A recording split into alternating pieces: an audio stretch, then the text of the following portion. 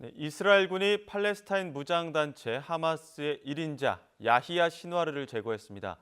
지난해 이스라엘 기습 공격을 주도한 인물이 사망하면서 가자지구 전쟁에는 어떤 변화가 생길지 전문가와 함께 알아보겠습니다.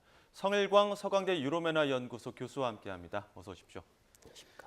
자, 일단 신와르는 어떤 인물인지부터 좀 짚어볼까요? 네, 야흐야 시누아르 지금 현 직책은 가자지구뿐만 아니라 하마스의 최고 지도자였죠. 예, 그래서 7월 말에 7월 31일 이란의 테헤란에서 원래 하마스 최고 지도자는 이스마일 하니야였는데요. 예, 하니야가 테헤란에서 암살되고 예. 그 이후에 새로 최고 지도자를 선출했는데요. 바로 야흐야 시누아르 지금 화면에 보고 계시는 이 사람이고요.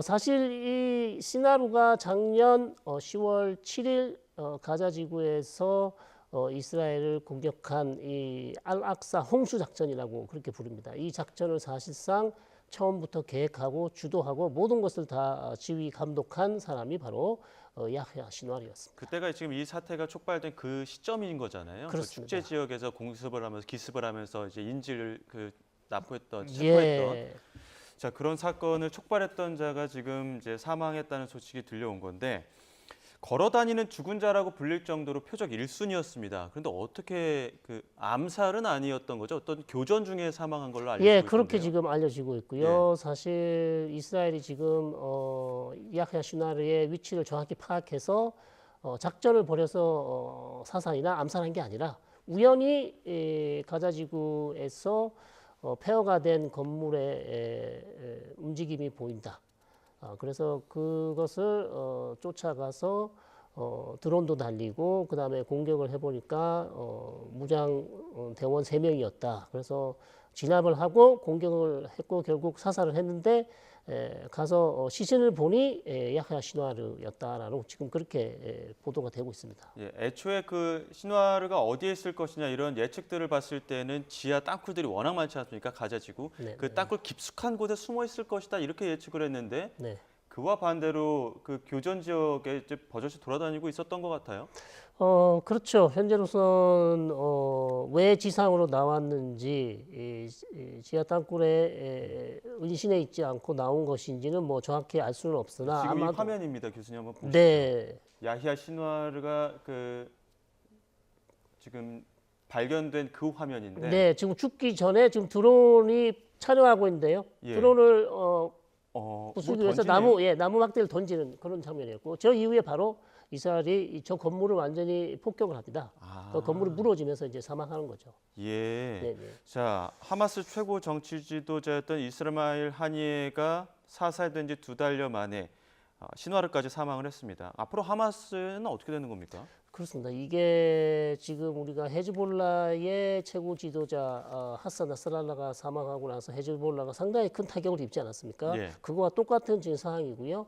사실 지금 작전을 계속 벌여온 물론 이스라엘의 압도적 군사적 우위에 많은 하마스 대원이 사망했지만 그래도 여전히 통제력을 가지고 계속해서 이스라엘에 대해서 보복 공격을 한다든지 로켓을 가끔씩 쏘면서 통제력은 가지고 있었는데 이번에 야흐야 시누아르가 사망하면서 사실상 하마스는 상당히 큰 타격을 입었고요. 예. 가장 중요한 것은 이제 누가 야흐야 시누아르를 이어서 다시 이 최고 지도자에 선출되는가. 거기에 지금 모든 초점이 맞춰질 수밖에 없죠. 지금 국제사회에서는 지금 이 사태를 촉발했던 자가 사망했기 때문에 얼른 이제 인질을 석방하고 좀 사태가 좀 종결돼야 된다 이런 목소리가 나오는 것 같은데 그와 반대로 네타냐후 총리는 좀 전쟁을 끝낼 생각은 없는 것 같더라고요. 네, 현재로선 뭐 어제도 다 국민 담화를 얘기를 하고 그다음에 이스라엘 외무장관도 언론과 인터뷰에서 얘기를 했지만 지금 뭐 당장 가자지구 전쟁을 끝내겠다라는 그런 언급은 하나도 없고요. 예. 현재로서 이스라엘 입장은 누가 지금 시나리오를 이어서 최고 지도자가 될지 일단 지켜볼 것이고요. 자, 그 새로 선출되는 최고 지도자가 어떤 조건으로 이스라엘과 협상을 할지.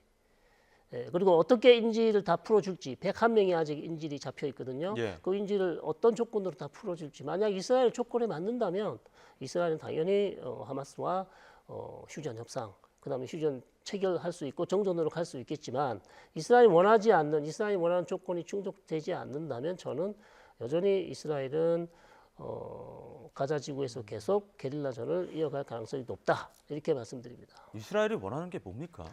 이스라엘은 현재 가자 지구에서요.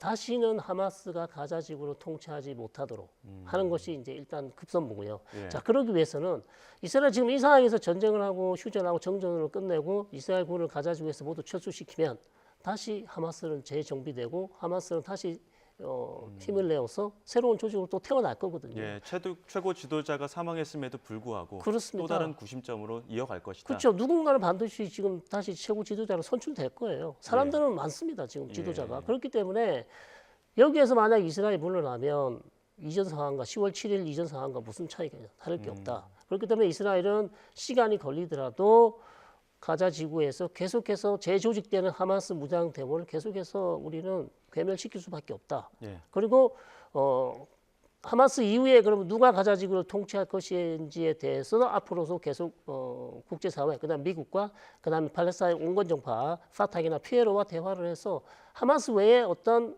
통치 세력을 만들도록 그렇게 노력을 하겠다. 그렇기 때문에 우리는 계속해서 가자 지구에 남아 있겠다라고 얘기하고 있습니다. 자, 이스라엘의 그 괴멸 의지는 명확한 것 같고 또 이란도 저항 의지는 거세질 것이다. 강경 대응 예고한 상황입니다. 이러면 또 중동전을 확대되는 어떤 양상이 되는 거 아닙니까? 그렇습니다. 뭐 일단 가자 지구 상황은 이 상황에서 누가 선출되는지를 지켜봐야 되겠고요. 조금 더 지켜봐야 되는 것이고 이란하고는 또 이스라엘이 또 지금 이스라엘이 이란을 보복 공격을 앞두고 있지 않습니까? 예. 그래서 어떤 수위의 보복 공격을 할지를 또 지켜봐야 되는 예. 자, 그런 상황이기 때문에 일단 뭐 야흐야 시나리오는 가장 강경한 지도자가 사망을 했기 때문에 어느 정도 이전보다 조금 상황은 나아졌다고 할 수 있지만 그렇다고 해서 갑자기 모든 것이 다 해결되면서 마치 가자지구에서 전쟁이 끝나고 그다음에 인질도 다 풀려나고 이제 가자지구 전쟁이 끝나지 않을까라고 기대하시면 안 된다는 거죠. 예. 또 다른 전선도 한번 짚어보겠습니다. 우크라이나 전쟁 관련 이야기인데 젤렌스키 대통령 북한이 지금 10,000명을 또 파병하기 위해서 준비 중이다 이렇게 언급하긴 했거든요. 연일 그 북한군 파병설 공론화하는 이유가 있을까요? 이유는 저는 뭐 국제사회의 도움을 더 원하고 있다. 지금 우크라이나 러시아 전쟁이 미국하고 나토만의 문제가 아니고 예. 전 국제 다른 국가들도 이 우크라이나와 러시아 전쟁에 좀 관심을 가져달라.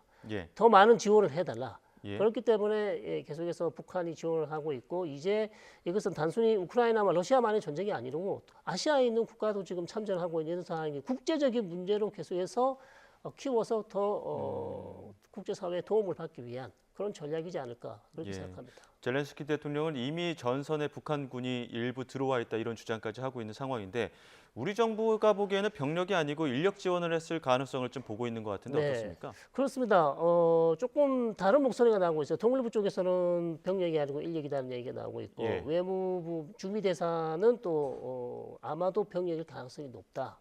이런 얘기를 하고 있어서 그 뉘앙스가 조금 다르긴 합니다만 아무래도 병력을 파견했다고 하는 것 한다면 러시아가 지금 상황이 되게 어렵다는 것을 반증해 주는 거죠. 상당히 어렵다는 겁니다. 예. 그냥 인력 같은 경우는 뭐 얼마든지 뭐 건설이라든지 다른 전쟁에 필요한 물자 아니면 뭐 이런 것들을 노동력을 지원해 줄 수 있지만 병력을 지원한다는 것은 사실상 러시아 병력의 숫자가 부족하다든지 상당히 문제가 있다는 것을 반증해 주기 때문에 약간 느낌이 다르다 이렇게 말씀드릴 수 있죠. 만약에 젤렌스키 대통령의 주장대로 10,000명 이상의 북한군이 파병이 된다고 한다면 네.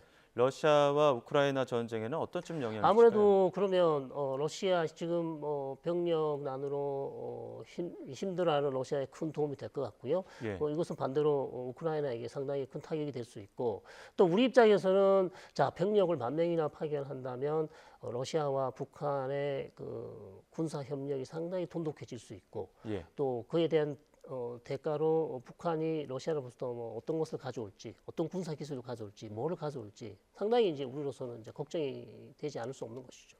알겠습니다. 여기까지 듣도록 하겠습니다. 지금까지 성일광 서강대 유로메나 연구소 교수와 함께했습니다. 고맙습니다.